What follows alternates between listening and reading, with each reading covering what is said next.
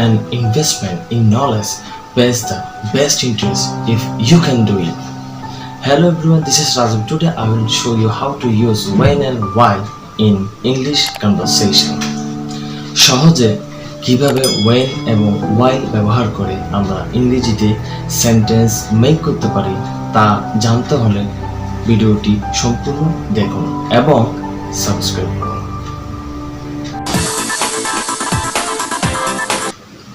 Use of when. When এর অর্থ যখন তখন।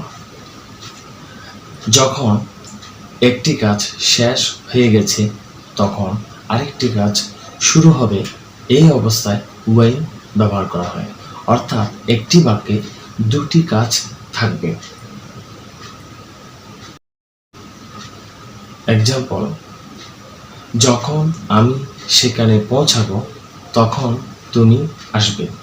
এখানে দুটি অ্যাকশন বা দুটি কাজের কথা বোঝানো হয়েছে।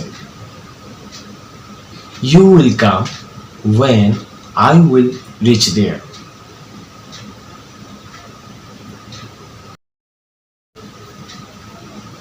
আমি যখন ছোট ছিলাম তখন আমি চট্টগ্রামে থাকতাম। When I was child I lived in Chittagong. Use of while. while এর অর্থ সময় অথবা যখন তখন। বাক্যের while তখনই ব্যবহার করা হয় যখন একসাথে দুটি কাজ বোঝানো হয়। অর্থাৎ একটি বাক্যে দুটি কন্টিনিউয়াস অ্যাকশন থাকবে। আমি খেলছি যখন আমার বোন পড়ছে।